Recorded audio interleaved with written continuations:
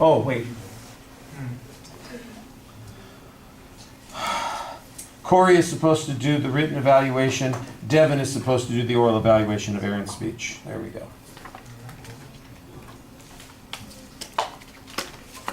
So, Yes.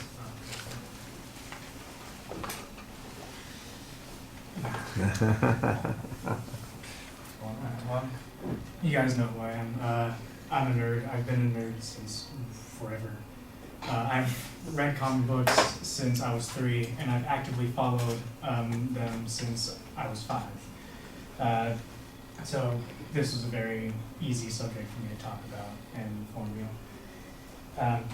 In the last decade or so, there's been a resurgence in superheroes, movies, comics, games, TV shows. There's been something of a renaissance in the last decade in the public eye.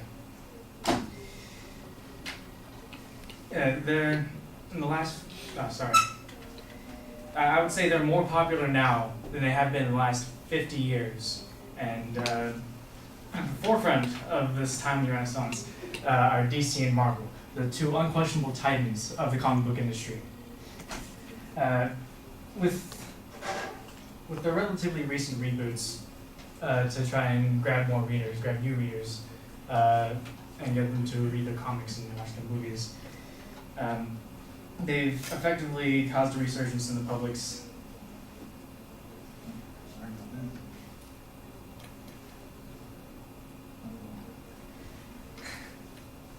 Do you mind if I start over with my speech? Can I do that? Well, we're almost 2 minutes in. Can't you just go back 30 seconds? All right. I'll just read right here.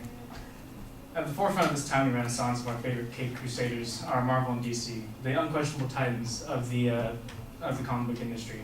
With the relatively recent reboots to entice new fans to pick up their books, and near simultaneous efforts made to invade the screens of our laptops, TVs, and big movie screens. It's safe to say that the two companies have effectively caused a resurgence in the public's interest to watch, read, and play as their fictional idols. Of course, with only 5 minutes to spare, I can only talk about one, because talking about both of them, I would have to sacrifice far too much of this surprisingly lengthy topic. So with a slight bias towards the younger, I'm going to tell you guys about the current state of Marvel Comics. Now, to fully appreciate their current standing right now in media and market, you need to understand what they went through just 20 years ago, in 1996. You see, in the 90s, there was an event called the comic book crash of 1996. Not the most elegant of titles, but a very fitting one. You see, back in the day, there were these nerds called comic book collectors, and speculators had seen the rise and success of comic titles like The Death of Superman and the legacy arc of the X-Men, if you guys all know who the X-Men are. So, seeing this recent rise in comic book popularity, everyone started buying up first issues, thinking they'd appreciate in time. It didn't matter who it was, what title it was. If it was a first issue, if it had #1, they were buying it. The only problem, however, is that the publishers didn't know it was just one nerd buying 10 issues. They thought, oh, we have 10 nerds buying 1 issue, we have more readers. So what should we do? We're getting more readers, we're running out of comics. Well, we should just make more copies of these comics and flood the market with more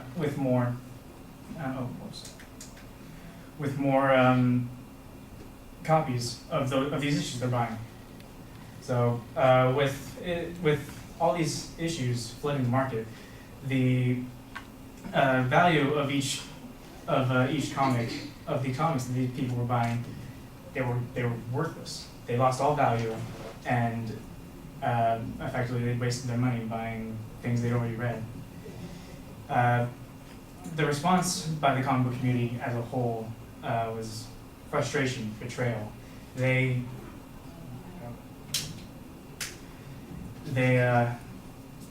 did not like the things they had just bought were no longer worth anything. So, in response to their flooding of the market, nerds stopped buying comic books. Comic book sales in general just completely stopped. And that led to the comic book crash in 1996. Suddenly, left and right, there were comic book companies going out of business, selling off their characters, selling off everything they could before finally filing for bankruptcy and effectively leaving the market. DC, it's important to note, didn't have to contend with this problem because they were owned by Warner Bros. Studios, a multi-billion-dollar company that could keep them afloat for this sudden dip in their sales. Marvel Comics, however, couldn't do that. They were a publisher first and nothing else second. So they had to file for bankruptcy, sadly, in 1996, along with everyone else. And the only way they were able to stay afloat was by selling off their movie rights to studios like Fox and Sony, while still filing for bankruptcy. So for the next decade or so, until 2008, they were in a rut. They had no money. They had nothing to do with their characters. Their comics were hardly selling, and they just didn't know what to do. Luckily for them, with the help of a company called Toy Biz, they created Marvel Studios, and through the help of Marvel Studios' efforts, they released the first Marvel movie, Blade. I don't know if any of you guys remember that, starring Wesley Snipes. Despite negligible returns on their end, they only got 25,000 out of the 196 million that it made worldwide. It built the base for their eventual theatrical success. With the sudden interest the public had taken in comic book heroes, you saw Sony and Fox making the Spider-Man trilogy and the X-Men saga. And though Marvel saw literally no returns from their obvious success, it still bolstered the public's interest in superheroes. And eventually, in 2008, they threw all their cards on the table and released the movie Iron Man. With the success of the first Iron Man grossing over $500 million worldwide, Marvel was back on the fast track back to its feet. One over which they would leap and bound as within the next year, 2009, Disney would buy them for $4 billion, which pisses me off because they bought Pixar for $8 billion. It's like, okay, whatever. They were poor. But like anyone who hasn't been living under a rock at the time, CNN had caught wind and reported on the ensuing merger. The Walt Disney Company announced Monday that, this is from their site, by the way, the Walt Disney Company announced Monday that it had agreed to purchase comic book and action company, hero company Marvel Entertainment for about $4 billion. The deal pairs a comic book publisher that just recently began to produce its own movies with one of the largest international media companies in the world. This is perfect from a strategic perspective, Disney chief executive Robert Iger told CNNMoney.com. This treasure trove of over 5,000 characters offers Disney the ability to do what we do best, and that they did. Through Disney's backings, Marvel has been able to produce tens of new live-action series, movies, Disney Channel shows, and Netflix series, ranging from Daredevil to the theatrical successes of Guardians of the Galaxy and the Avengers. You all know them. You've probably all seen them. The two companies have only ever profited from their merger. One hailed as one of the most successful moves in the comic book industry since DC and Warner Bros. You guys remember that. Within the following years, countless sites have analyzed and weighed in upon this merger of the two titans of entertainment. And it wasn't until 2015 that a consensus had been made, and sites like Fortune.com and other market and media-centric sites had said When the Walt Disney Company announced in 2009 that it had reached an agreement to buy Marvel Entertainment and most of its associated comic assets for $4 million, a ripple of fear had spread through the comic book industry. Would Disney ruin all of those Marvel characters like Iron Man and the Avengers? And on the financial side of the equation, more than a few investors were concerned that the entertainment giant might have paid too much for Marvel. No, you didn't. Could there be that much value in the comic book empire? 6 years later, it seems more obvious than ever that the fears of both these groups were completely unfounded. Measured by almost any standard, artistic or financial, Disney's acquisition is arguably one of the best things that CEO Bob Iger has ever done. Only the company's acquisition of Pixar, which the company bought in 2006 for about $8 billion, even comes close, and that's mostly thanks to home video sales. It's clear that Marvel was back on its feet. It was a success once again. No longer in the throes of bankruptcy and financial ruin.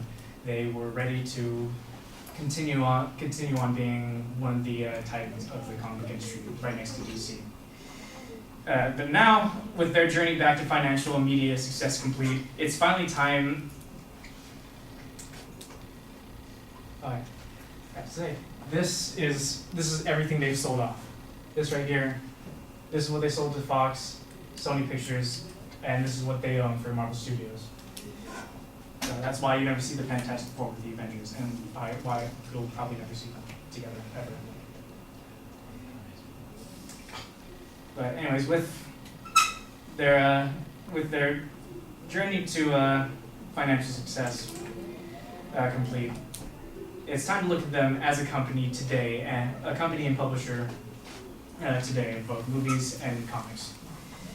Through Marvel's box office, though Marvel's box office success has been an unquestionable constant in the years following the first Iron Man film, Marvel's sales as a publisher dropped significantly come the start of their all-new, all-different Marvel line of comics.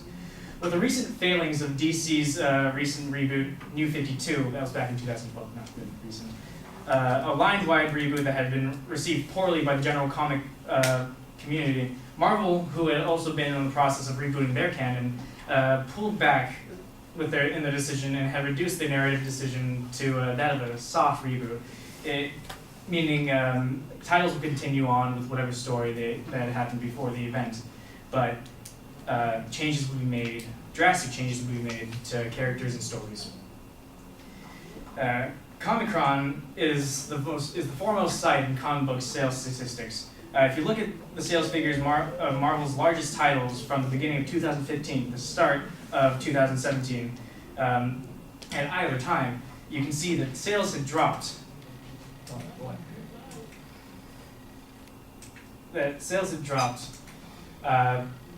Significantly, almost 1 million issues less than what they had in 2015. This is a list of their top 10, top 15 from either year. This is 2017, this is 2015. Right here, their highest selling title was 985,000 compared to this year's 110,000.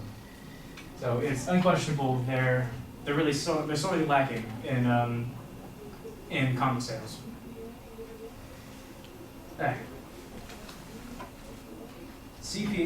With a bit of a CP Hoffman of CBR.com, a popular media site amongst any and all, says it best with his review of all new, all different Marvel and plummeting sales.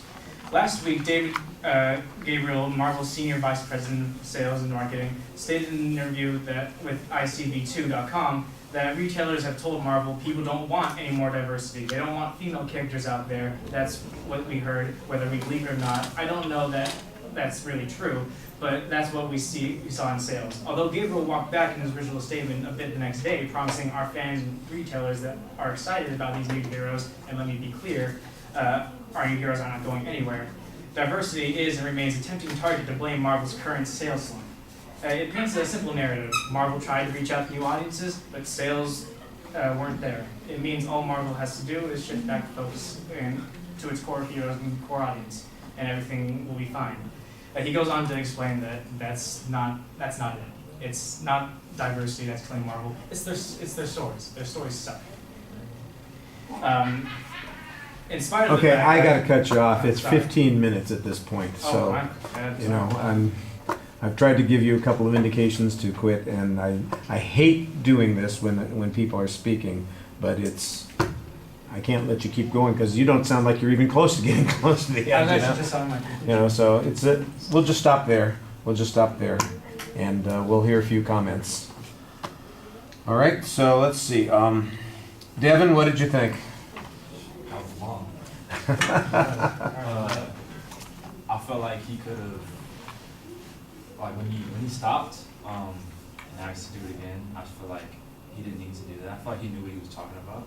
He just needed more confidence to just relax and to just say the things he wanted to say. But I feel like he could have looked at his paper more, just to take a glimpse at it and just keep rolling. Because by sitting in the middle and then trying to walk back, like I felt like if he would just stood over the podium and just kind of took a glimpse here and then, he would have been easy and probably would have been going faster, the way he was going. I mean, he said a lot of knowledge stuff.